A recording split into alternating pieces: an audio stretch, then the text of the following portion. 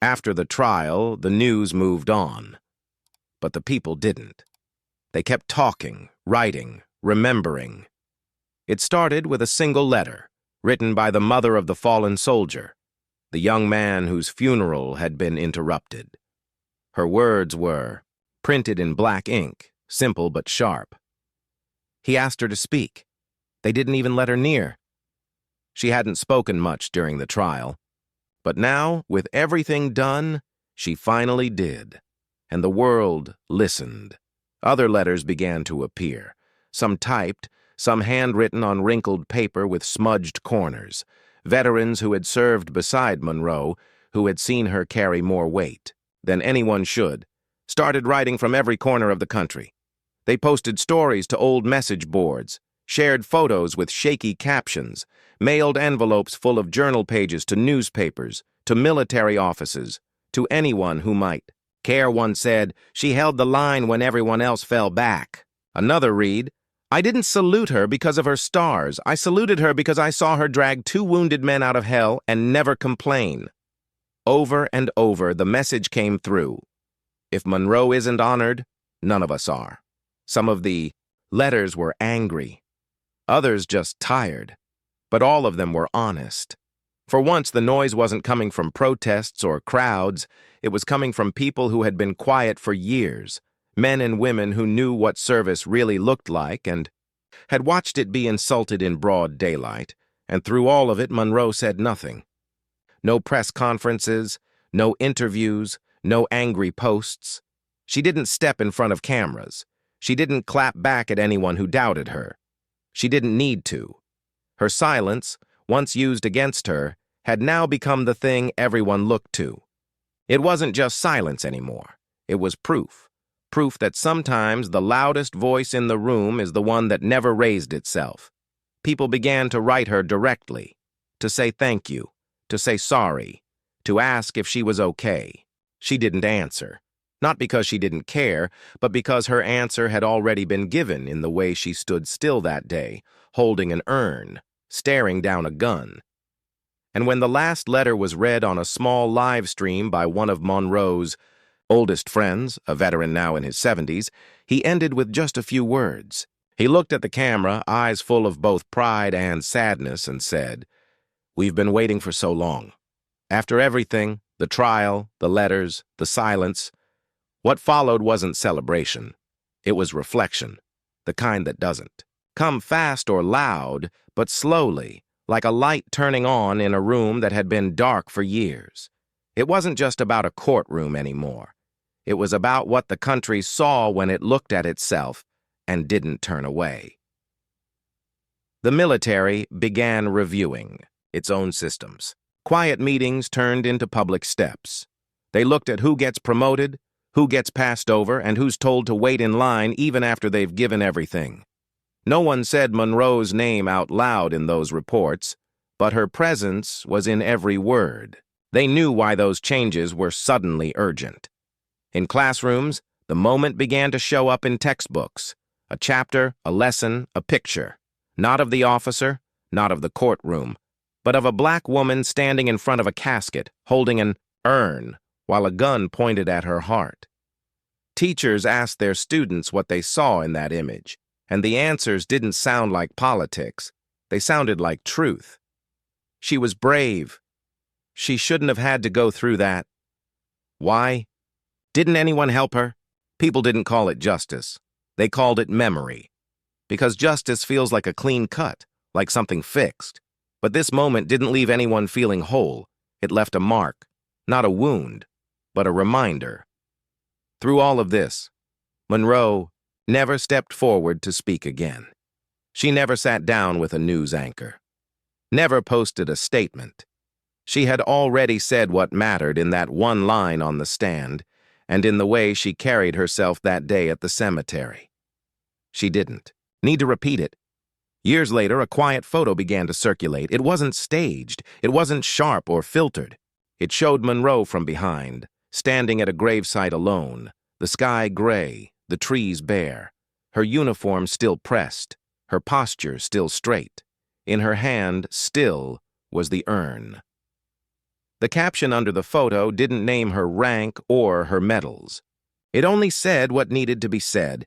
She didn't come to prove she belonged. She came to show what honor looks like when no one else remembers it. The courtroom wasn't noisy. It didn't buzz with chatter or cameras. It was still, almost like the funeral had followed Monroe there. No one needed to be reminded that this wasn't just a trial. Everyone already knew. This was something different, bigger. When General Monroe entered the room, she didn't come in like a victim. She didn't walk like someone asking for help. She didn't even glance at the press. She walked in like a soldier. Her uniform was perfect, her face calm, and when they asked her to take the witness seat, she didn't sit. "I'll stand," she said. Not because she was trying to prove anything, but because sitting in a courtroom where someone had once stood above her with a gun felt like lowering herself again, and she refused. The lawyer for the defense stood across from her. He looked sharp, confident, like he'd done this 100 times. His words weren't loud, but they were meant to dig under her skin. He smiled like this was just another job. "You wore your uniform today," he said, trying to sound casual. "To remind the jury who you are?" Monroe didn't move. "I wore it because the man in that coffin no longer can." He pushed again, asking if she thought her story was being used to stir emotions. Asking if maybe people were just angry and seeing her as a symbol. Monroe nodded slightly. "They're angry for me," she said, "because I don't have time to be angry. I'm too busy standing still so they don't have to bow." Then she paused, just long enough for the room to feel the weight of her next words. "I've been shot at by enemies," she said quietly, "but never had a gun pointed at me on my own soil. Not until that day." No one in the room gasped. That kind of truth doesn't need drama. It freezes people. It locks them in place. The jury didn't move. The judge didn't blink. Even the defense attorney shifted his weight slightly, like the ground under him had become less stable. Monroe didn't raise her voice. She didn't cry. She didn't shout. She simply reached into her pocket and pulled out a small, square box. She opened it slowly and held up the medal inside.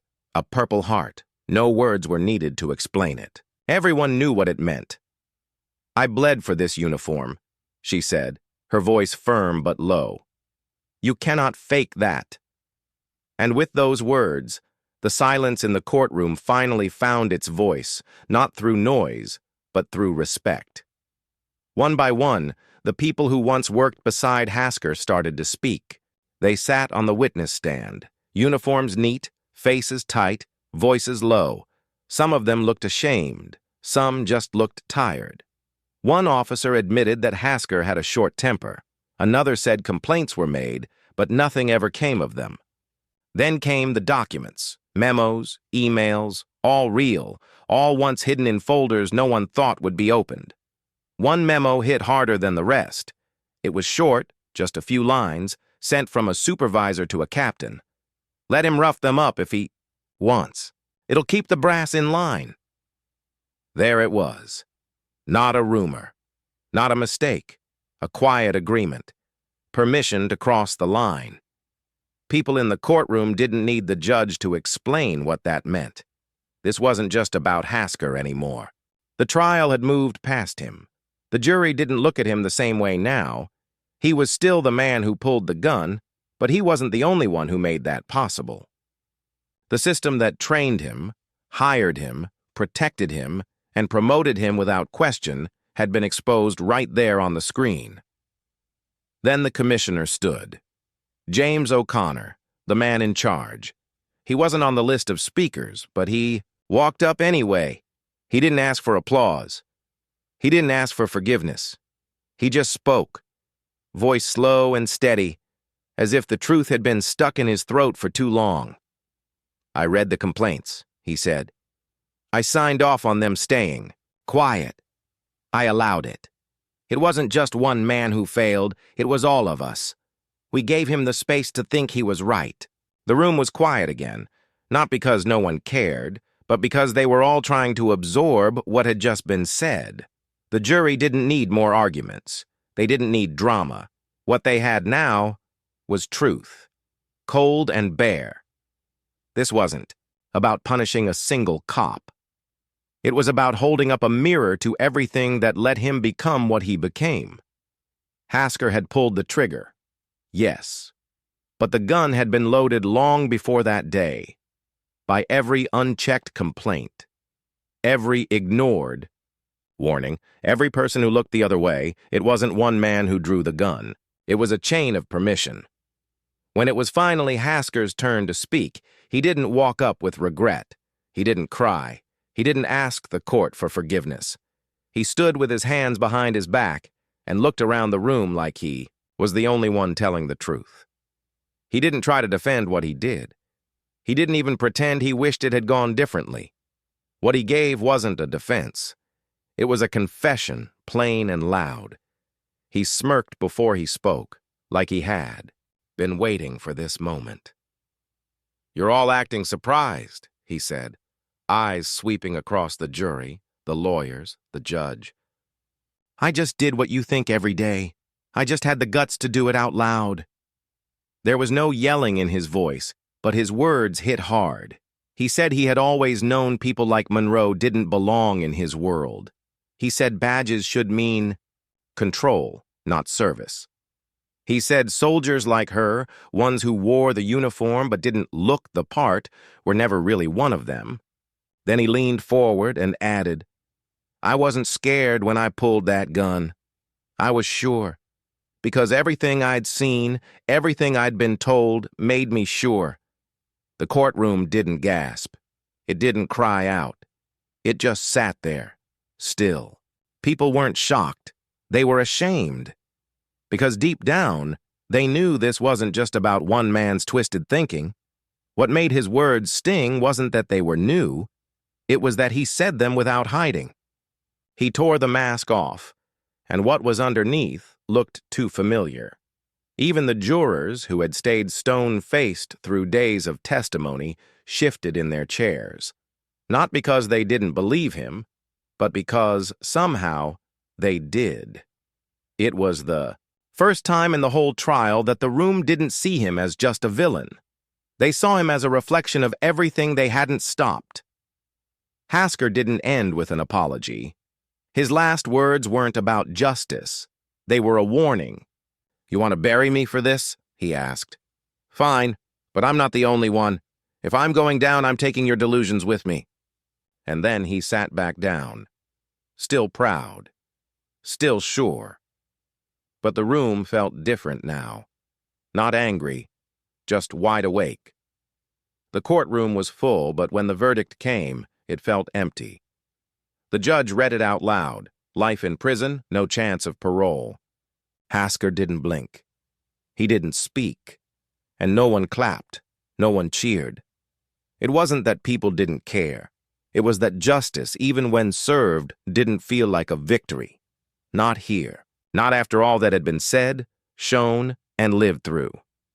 Hasker let out a short laugh. Quiet, but sharp. Not the kind that comes from happiness. It was the kind that says, "I told you so."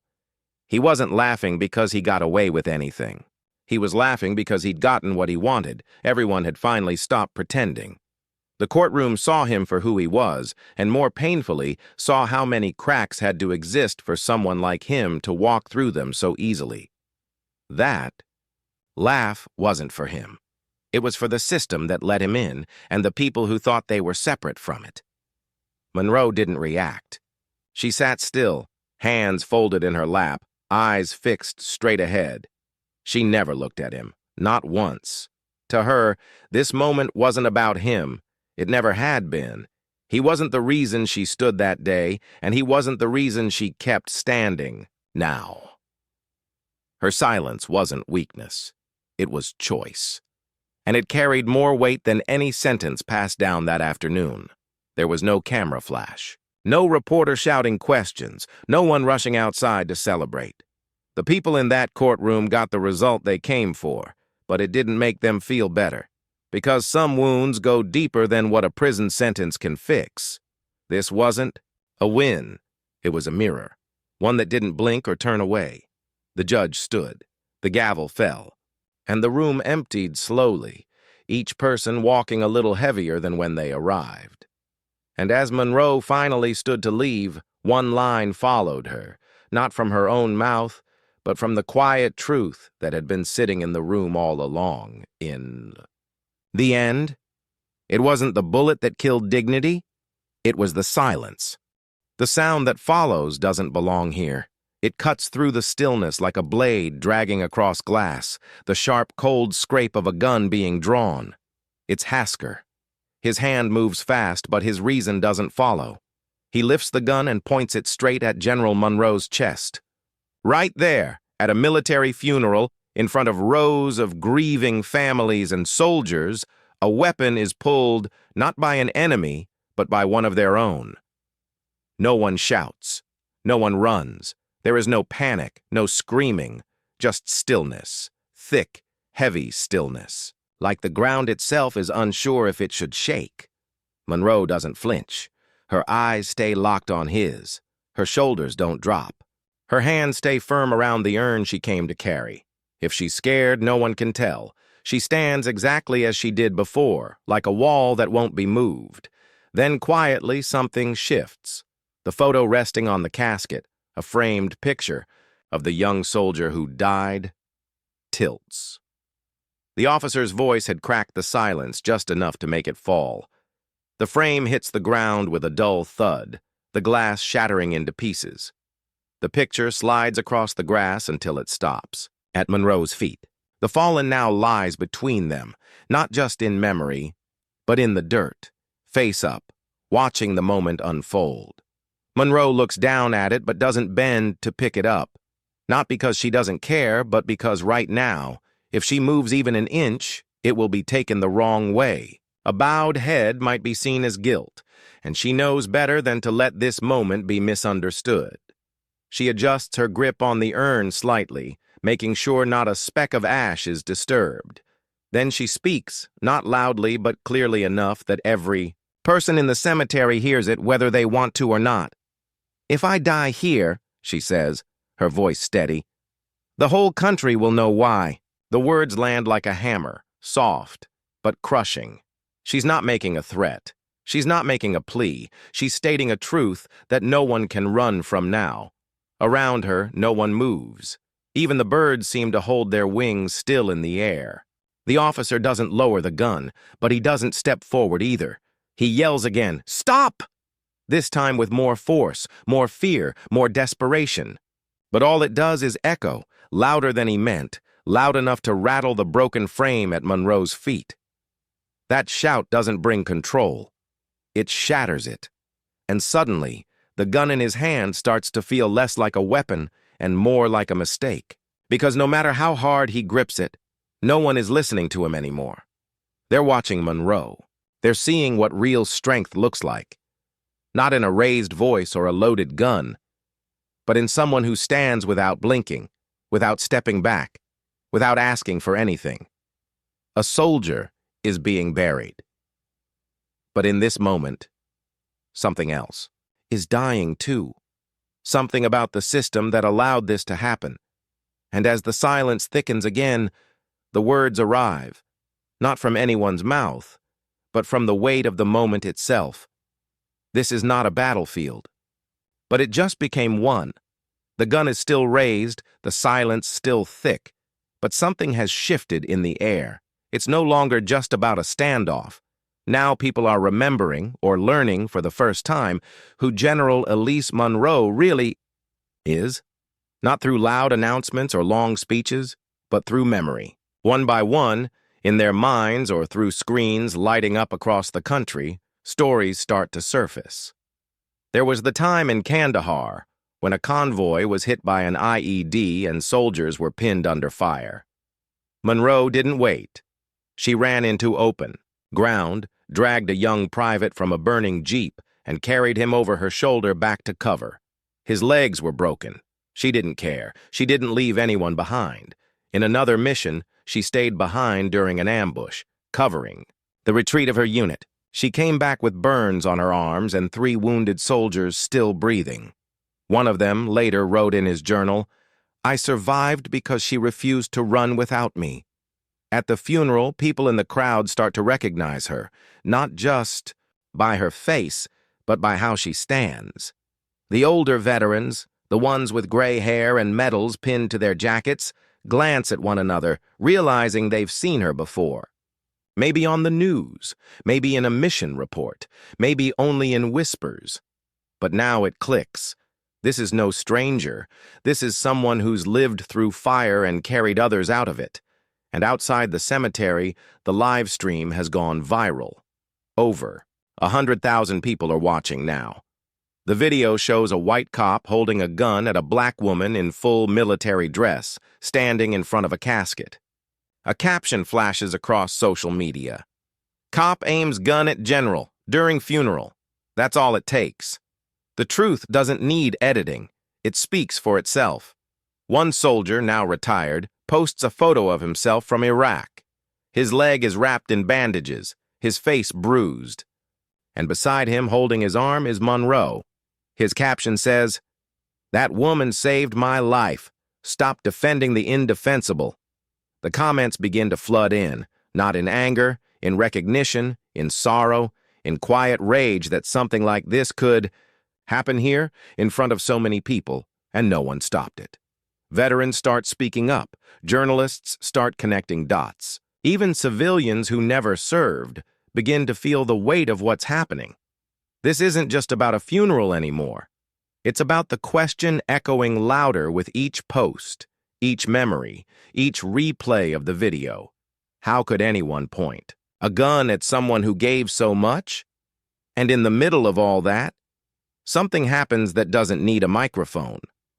The mother sitting in the front row, the one holding her son in the tiny uniform, stands up. She doesn't yell. She doesn't say a word. She simply walks forward, toward Monroe, toward the place where a soldier is being laid to rest. She doesn't look at Hasker. She doesn't raise a fist or a voice. She stops beside Monroe and nods. That's it. A nod. As if to say, "I see you. I know what this moment means, and you're not standing here alone anymore."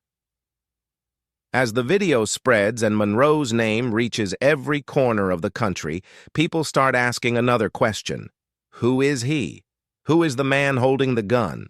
Who is this officer who thought he could treat a general like she didn't belong? His name is Robert Hasker, and the truth, once pulled into the light, is heavy. Years ago, he tried to join the military. He went through the tests, but didn't make it past the psychological screening. The notes from his evaluation were blunt. He had trouble staying calm under pressure and showed signs of deep resentment toward authority, especially when it didn't look like him. The military didn't reject him for lack of strength or discipline. They rejected him because they saw what he could become if given power. Soon after, a letter he wrote to the recruitment office surfaced, handwritten, the ink shaky but angry. At the bottom of the page, one line stood out more than any rank ever could. "If someone like me isn't allowed to serve, then people like them don't deserve to be called soldiers." That line wasn't just frustration, it was a warning, and no one listened. He couldn't wear the uniform, but he found another way to put on a badge. He joined the state police, moved through the system, found the cracks, and slid through them. Over the years, there were complaints, many of them. One from a mother who said her teenage son had been held in handcuffs for walking home late from school. Another from a fellow officer who said Hasker lost his temper during a simple stop and nearly pulled his weapon for no reason. Then there was the footage. Old, grainy, but clear enough. A schoolyard. A 10-year-old black boy lying face down on the pavement while Hasker shouted into his radio, calling the child a security threat. Every time the outcome was the same. Protocol followed. No further action. Lack of clear evidence. Reports were buried. Videos vanished.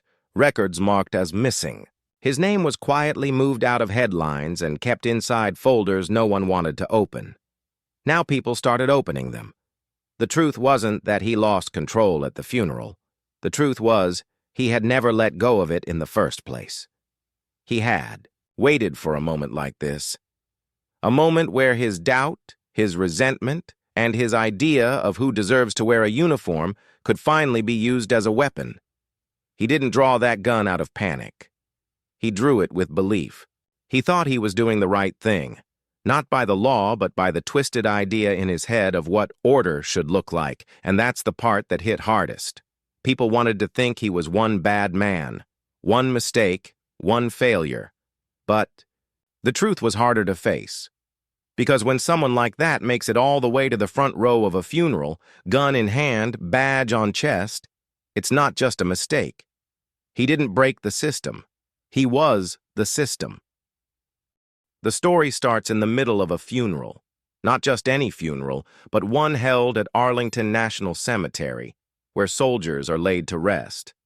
The place is quiet, so quiet you can hear the wind move. A thin white mist covers the grass, like the sky itself is mourning. The flags are folded, resting in the arms of grieving families. Rows of black chairs sit under tall oak trees. Soldiers stand straight, their boots barely making a sound as they shift. Everyone is quiet. No one dares to speak. This is a place meant for respect, for honor, for final goodbyes. But today, something is wrong. A black woman in a military uniform stands near the casket. She holds a small urn wrapped in black cloth. Her shoulders are square, her face calm. She doesn't cry, doesn't move. She's standing like she's been through worse, and she has. But a white patrol officer is yelling at her, loud and angry, as if she doesn't belong here. His voice cuts through the silence. He points a gun at her chest, shouting for her to back away. His hands are shaking, but hers aren't. He demands she leave, but she doesn't. She just looks at him, steady and cold. Around them, nobody moves. A mother grips her son's hand. A child wearing a tiny uniform watches with wide eyes. One of the flag bearers drops the pole he was holding. His hand slipped when he heard the officer scream. The sound echoes. Everyone feels it, but no one speaks. Some look away. Some don't. But all of them know something awful is happening, and no one is sure how to stop it. The woman doesn't raise her voice. She doesn't argue. She doesn't even blink. She just stands there. Her silence feels louder than the officer's threats. Her stillness is not weakness. It's something else. Something that makes everyone watching feel uncomfortable, not because she's wrong, but because she's right, and no one is doing anything to help her. This is a funeral. This is where people come to remember those who gave everything. But today, it feels like something sacred is being torn apart. The officer sees a threat, but the rest of the crowd starts to see something else. They see a woman standing with the same quiet strength as the soldiers being buried here. And then the question hits, one that no one dares to ask out loud, but everyone is thinking, why is she standing when the rest of us are afraid to? The woman doesn't speak, but her silence is heavier than anything being said. The urn in her hand wrapped in black cloth doesn't shake. Her uniform is pressed and clean, and on her shoulder, clear as day, are the stars of a general. Not just any rank. The highest rank someone like her, like any woman, like any black person, rarely holds. Her name is Elise Monroe. And the second someone whispers it, the air changes. Veterans sitting in the front rows look up. Some of them fought in wars. Some of them know her face from missions, from medals, from stories that never made the news. But even they stay still, unsure of what to do now that the shouting has started. The officer doesn't notice the shift. Or maybe he does, but he doesn't care.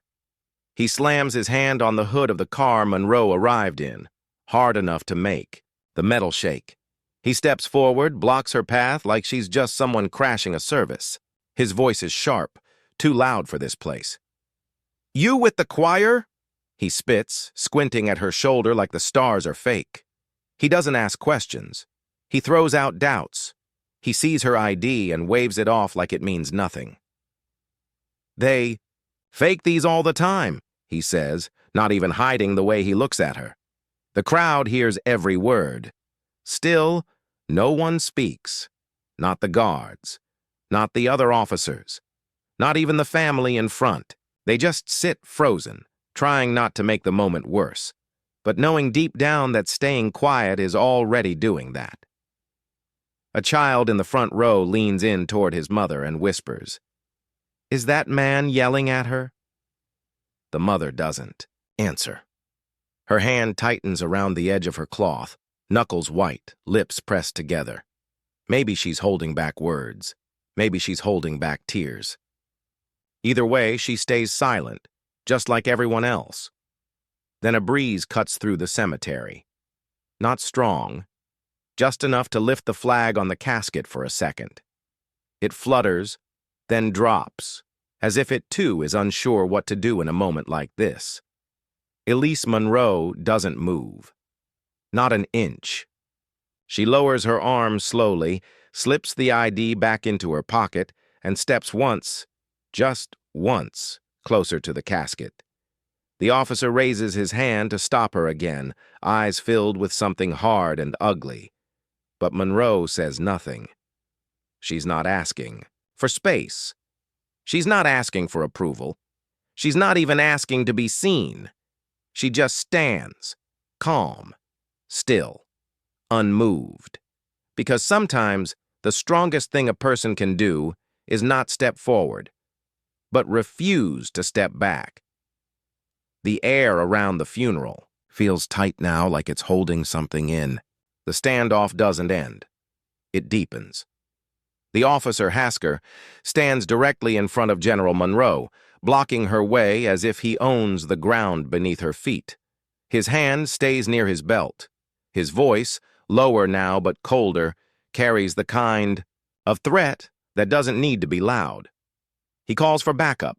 He talks about arrest. He says words like restricted area and ceremonial protocol, but none of it hides what's really happening. He doesn't see a general. He sees a problem. That looks like a black woman in a uniform he doesn't believe she earned. Monroe doesn't argue.